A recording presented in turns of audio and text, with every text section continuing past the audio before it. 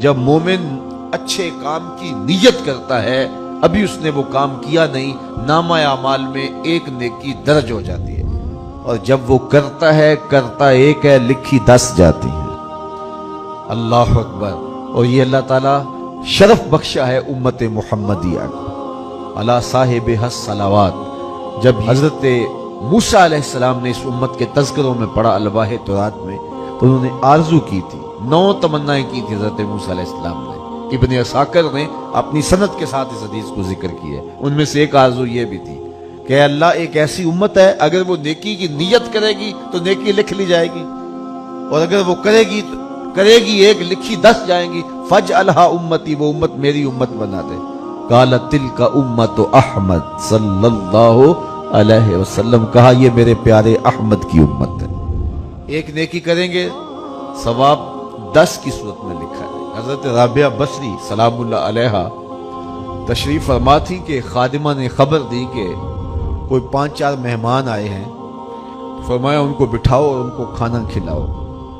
تو خادمہ نے عرض کی کہ باورچی خانے میں تو صرف 1 روٹی پڑی ہے اور مہمان 5-6 ہیں۔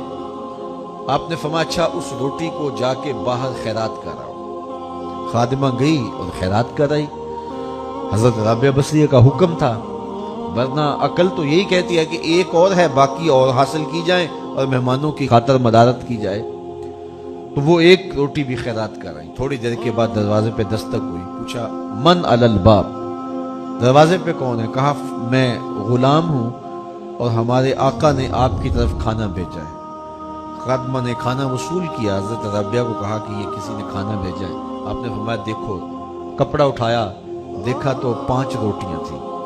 کہا کہ وہ کسی اور کے گھر بھیجا ہوگا اس کے آقا نے، وہ غلطی سے ہمارے گھر آ گیا، جاؤ اسے جلدی واپس دے جو، یہ کھانا ہمارا نہیں ہے۔ تو کھانا واپس کر دیا گیا۔ پھر دروازے پہ دستک ہوئی، من دق الباب، دروازہ کس نے کھٹکھٹایا ہے؟ کہا کہ میں فلاں آقا کا غلام ہوں، میرے آقا نے آپ کے لیے کھانا بھیجا ہے۔ خادمہ نے وصول کیا، حضرت رابعہ نے کپڑا اٹھایا، گنا تو 7 روٹیاں تھیں۔ کہا اس کے آقا نے کسی اور گھر بھیجا ہوگا، یہ بھی غلطی سے ہمارے گھر آ گیا، جاؤ کھانا واپس کر دو۔ کھانا واپس کر دیا گیا۔ پھر دروازے پہ دستک ہوئی، پوچھا کون؟ کہا فلاں کا فرستادہ غلام، اور میرے آقا نے آپ کے لیے کھانا بھیجا ہے، اور کہا حضرت رابعہ کو دے کے آنا۔ خادمہ نے وصول کر لیا، حضرت رابعہ نے کپڑا اٹھایا، گنا تو 10 روٹیاں تھیں۔ ہاں یہ کھانا ہمارا ہے، یہ مہمانوں کو کھلا دو۔ تو خادمہ نے عرض کی حضرت پہلے 2 بھی یہ کہہ رہے تھے آپ کا کھانا ہے۔ کہا میرے رب کا وعدہ ہے کوئی 1 دے تو میں 10 دیتا ہوں۔ پہلے 5 روٹیاں تھی، پھر 7 تھی، میں نے کہا میرے مالک 10 پوری کرے گا تو تیری بندی وصول کرے گا۔ جو 1 نیکی کرے، کرتا 1 ہے، ثواب 10 کا عطا ہوتا ہے۔ یہ اللہ کی کرم نوازیوں کے رنگ ہیں۔ تو کہا اعمال کا دار و مدار نیت پر ہے، ہم اپنی نیتوں کے حسن کا اہتمام کریں۔ جو تھوڑا بھی عمل کریں لیکن نیت کی خوبصورتی ہو تو پھر وہ عمل ہوگا۔ اللہ طیب ہے، طیب کو پسند کرتا ہے، اور صرف اسی عمل کو پسند کرتا ہے جو اس کی رضا کے لیے کیا جائے۔ میرے اور آپ کے آقا و مولا نے ارشاد فرمایا کہ وَرَجُلٌ تَصَدَّقَ بِصَدَقَةٍ فَأَخْفَاهَا حتی لا تعلم شمالہ ما تنفق یمینہ، وہ شخص جس نے صدقہ کیا اور اتنے مخفی انداز میں کیا کہ جو دائیں نے خرچ کیا بائیں کو پتہ بھی نہ چلا۔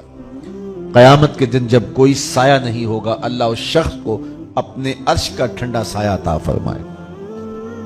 ماہ سیام میں عید کے موقع پہ آپ کام کریں، غرباء کی مدد کریں، لیکن اگر آپ خلوص نیت کے ساتھ نہیں کر سکتے تو کسی کی غربت کا مذاق بھی نہ اڑائیں، اس طرح کسی کی تذلیل نہ کریں۔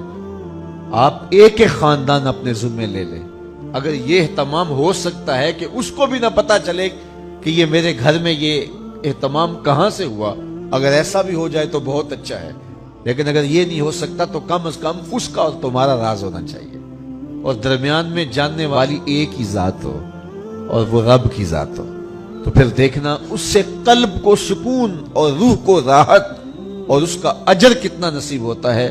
لیکن آج ہمارے عمل ریاکاری سے ملوث ہو گئے۔